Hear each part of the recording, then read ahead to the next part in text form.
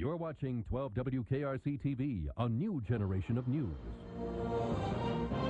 12 Newsmakers starts now. Good morning and welcome to Newsmakers. This morning we are not focused on a specific issue, but on two people, two newsmakers. One person is at the beginning of their public career. The other is in the midst of being recognized for his decades of contributions. In the second part of the program, I will be joined by Chris Monzel, the newly appointed member of City Council. But we begin with Dr. Milton Hinton, who 2 weeks ago was named a Great Living Cincinnatian by the Greater Cincinnati Chamber of Commerce, and this weekend is being recognized with a Lifetime Achievement Award by Applause Magazine at its Imagemakers Awards ceremony on Saturday night. Dr. Hinton is best known for his recent term as president of the Cincinnati NAACP from 1994 until last month. He held similar posts earlier in his life in an NAACP in New Jersey. You might also want to know that he originally came to Cincinnati in 1970 to teach in the College of Education at the University of Cincinnati, and he later became the university's first African-American department head in 1975, and ultimately vice provost for faculty development and minority affairs, a position that allowed him to help diversify the faculty. He retired from UC, and I use retired loosely, in 1992. Dr. Hinton, welcome back to Newsmakers. Thank you. And congratulations on both of these awards. Thank you very, very much. Your life, not only here in Cincinnati for the last 6 years as leader of the NAACP locally, but also back in New Jersey, you were a founder of a chapter of the NAACP, as I understand it, and the leader for 13 years. Tell us, in the year 2001, what is the NAACP and what's its role? Interestingly enough, the NAACP, National Association for the Advancement of Colored Peoples, mission has not changed that much since it was founded in 1909, and interestingly enough, E.B. Du Bois, a black man, Mary White Ovington, a white woman, and its mission hasn't changed that much. The way it carries out its mission has changed with changing conditions. But then its mission was basically to work to secure the rights of people of color, and that's people of all colors.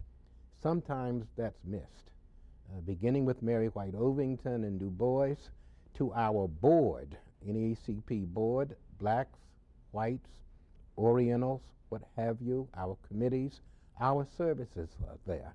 So its mission and its activities today are the same as they were many, many years ago. Now, here in Cincinnati, as I understand the NAACP's history in recent years under your term, it has grown tremendously during those 6 years, that from a membership of about 700 to a membership of about 3,500. That's correct. Right? What is it, besides the numbers themselves, what is it that you're proudest about what this local chapter does?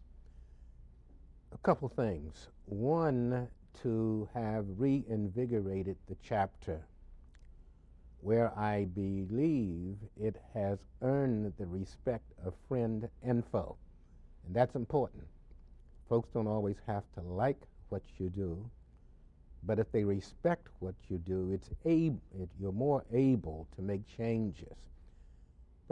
Perhaps the proudest things are, one, revitalizing the organization, getting all of its committees working.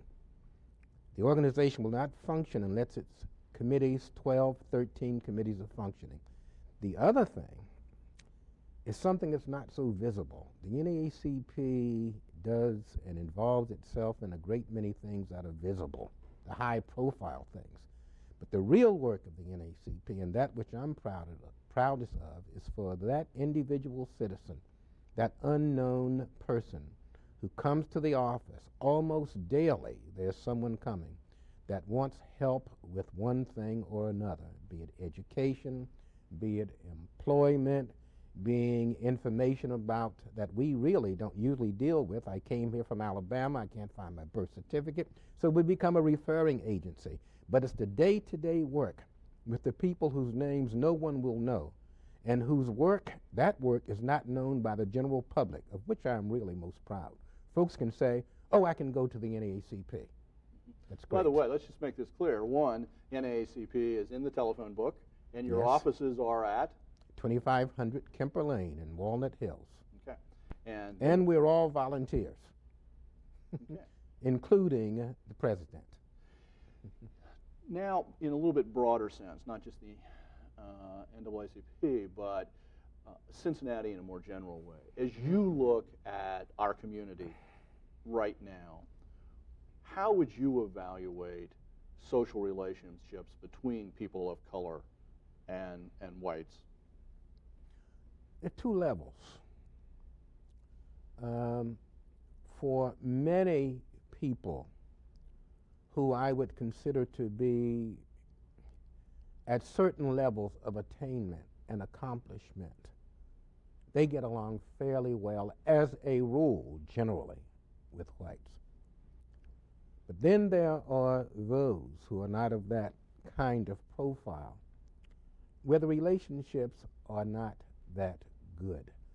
I've often perceived Cincinnati and told folks about it that there is a veneer of civility that one could come in and not see anything.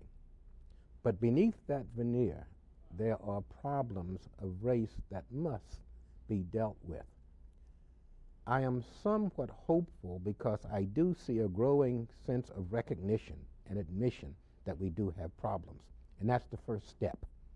Could you give us a concrete example of a problem that not only you can name, but you have a suggestion about how we might try to deal with it? Yes. The matter of the high-profile cases of police African-American community relations. And incidentally, those relations between police and communities is not restricted to the African-American community, because whenever there's a meeting or a rally, there are always others that come to state they have problems. But what we have tended to do in the past, in my view, is react to those problems after the fact. I fervently believe there must be a proactive, ongoing, continuing effort to deal with matters of citizen-police relations. Whose responsibility is that? To wit, when we look at our governing body, council, when I watch on television, I see that there is a committee for everything that affects the well-being of our community, whether it be from trash collection, garbage pickup, to the riverfront development, whatever it is. There must be a committee or an entity of some kind which deals with matters of police community relations in the same manner that we deal with the Finance Committee and with other committees of government. It must be ongoing, it must be high profile, it must be, reports must be made to council, just like all of the other committees. And you're saying that's different than, say, the Citizens Committee, Police Review Committee. I may not have the name right, because that is reacting after an incident. Most definitely. So you're saying this, and this needs to be a committee of council. A committee of council, or a committee that council, for instance, the Human Relations Commission. Yeah, that's what I was thinking. Does that already exist in the Human Relations Commission? That does not exist. The Human Relations Commission is allegedly an entity that council gives money, but sort of reports to council. That's not good enough.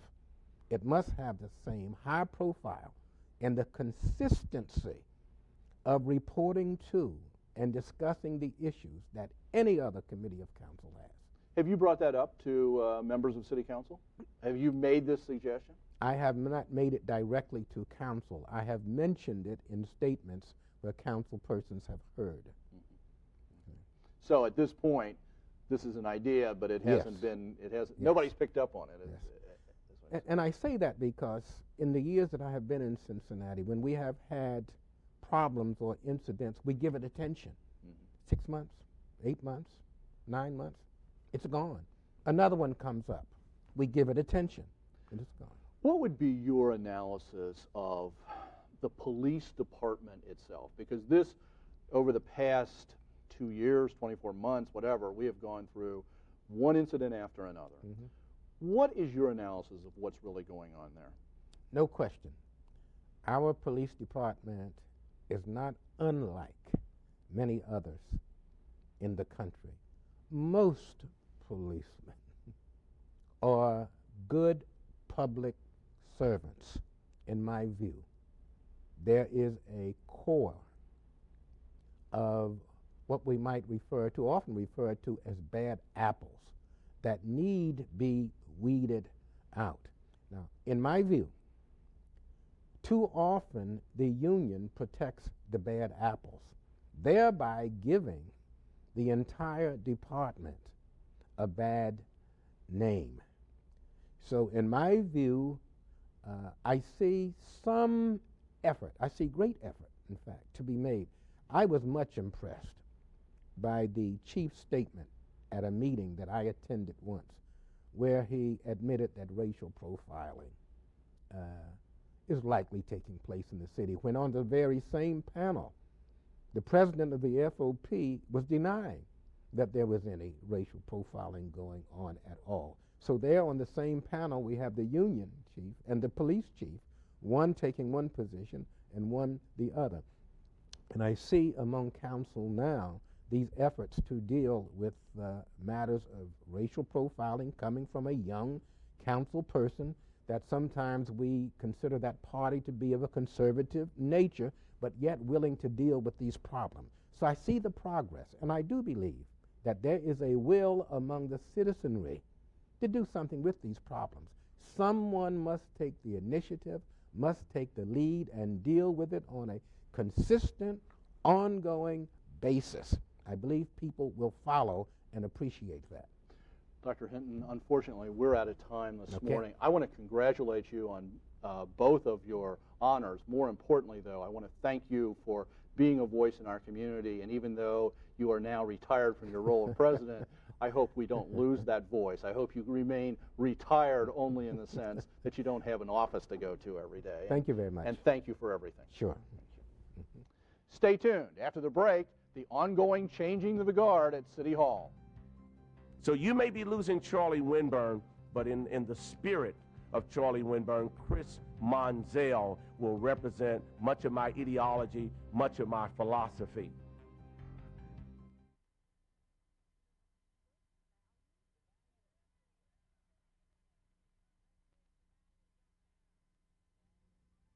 According to law. To the best of my ability. And to the best of my ability. So help me God. So help me God. The changing of the guard at City Hall continued last week. The loquacious Charlie Winburn, famous for his spontaneous by-leave homilies, stepped aside on Tuesday as the shadow of term limits grew longer each day. In his place, Republican leaders surprised many by reaching deep into his 1999 ticket and thrusting Chris Monzel into office. Chris reminds me of the way Steve Shabbat was when he first ran. He is tenacious. He worked very hard. He upholds the Republican ideals, which obviously we hold dear to us.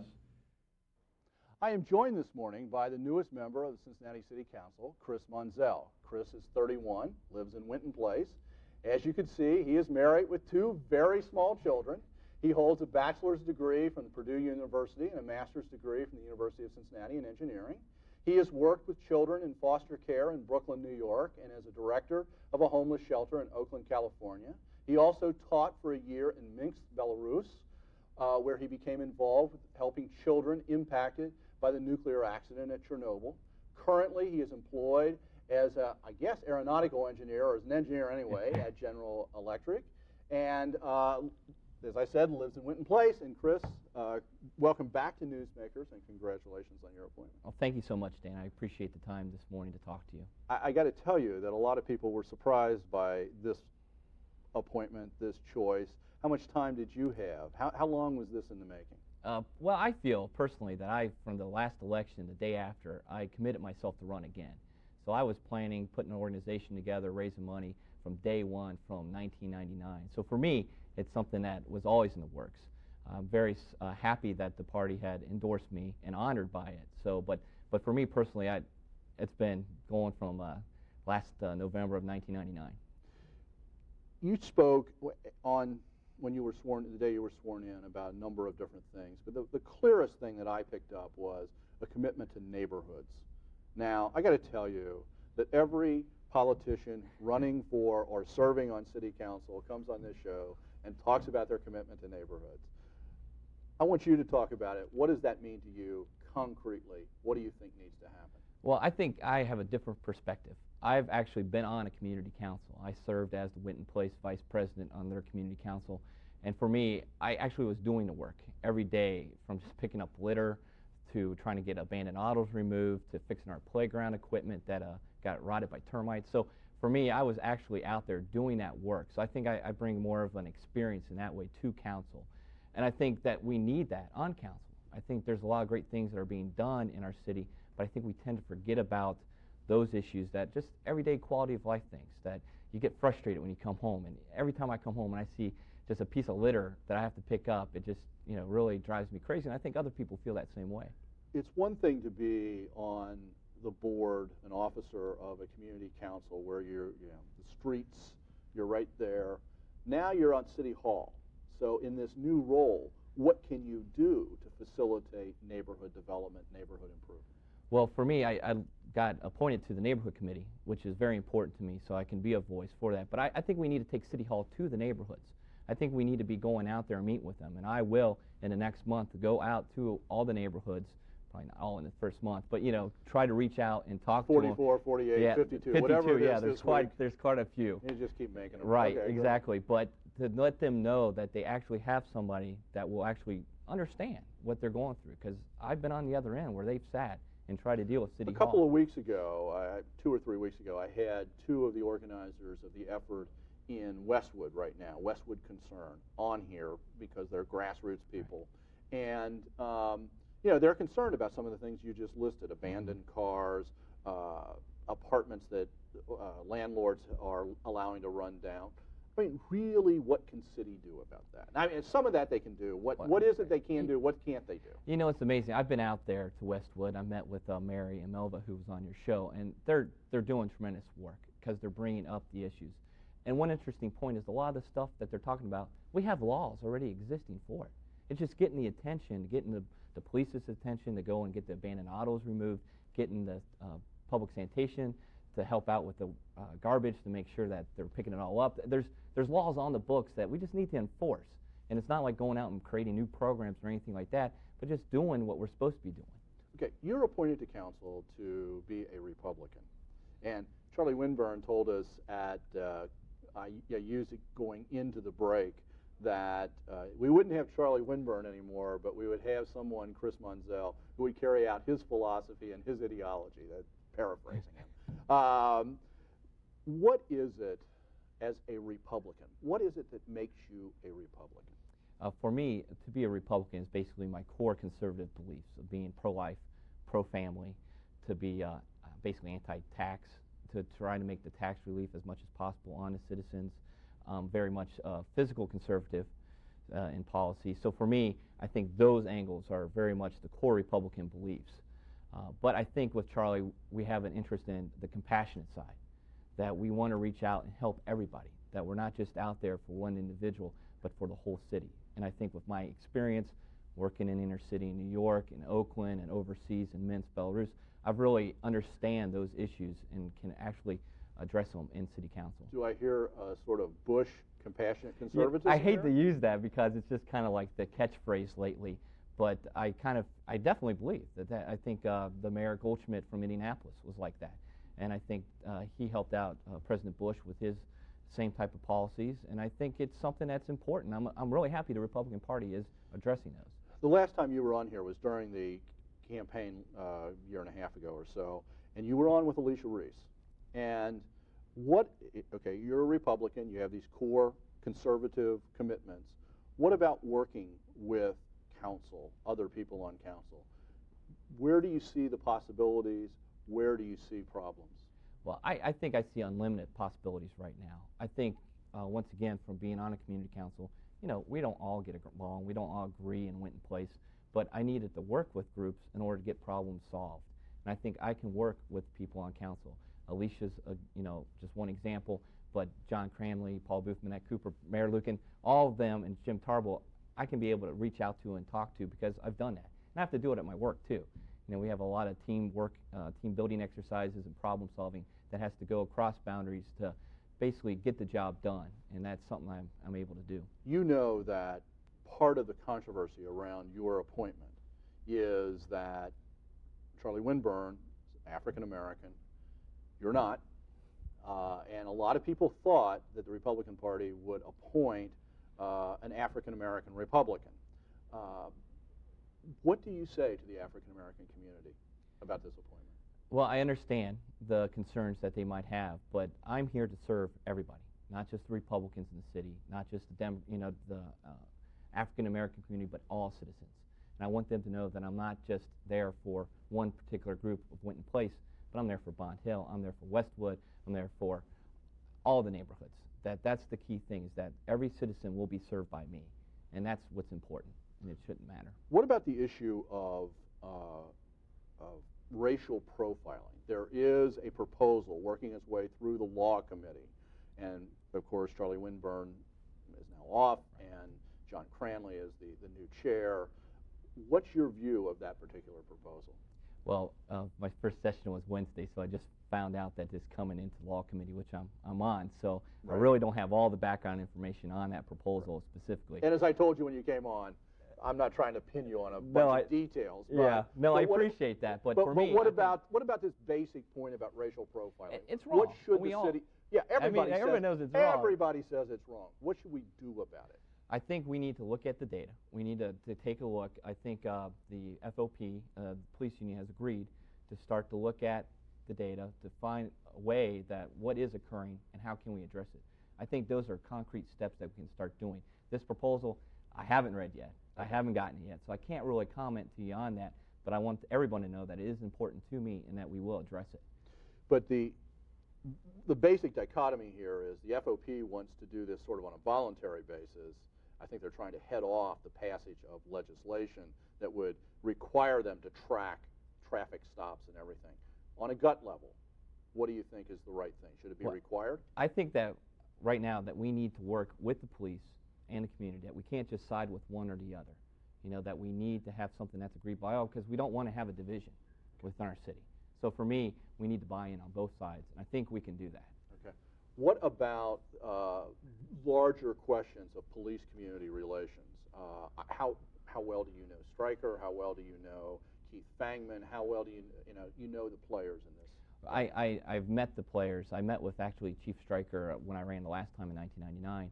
I have not met with Mr. Fangman yet, but I definitely want to meet with them. I want to meet with the Baptist Ministers Conference as well, and understand who is involved and what is necessary here, because it's key. You got to have a city that the police can get along with the community, and the community get along with the police.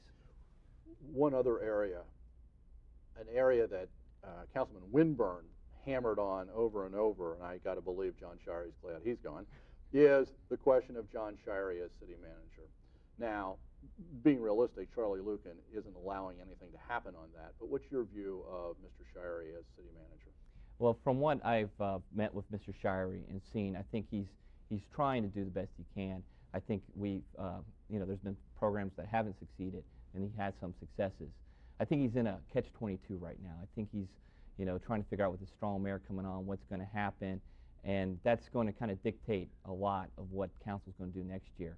So for me, I think, he should try to do the best he can in this situation. I'll support him as much as possible, but come November, it's going to be a whole new ballgame. We're shooting on Friday. He is, as I understand it, in Texas at the moment. Right. This doesn't air till Sunday, so something could change. It might not be a terrible thing if he moved on his own. For him, it could be the best thing possible. Okay. Chris, good luck. You've got a lot to figure out. Yeah, I know. And I'm sure you're going to be back here many times as issues come up. And thank you for coming on this morning and talking and helping people understand who you are. Well, thank you so much, Dan. Okay. I appreciate it. Thank you for making Newsmakers a part of your Sunday morning.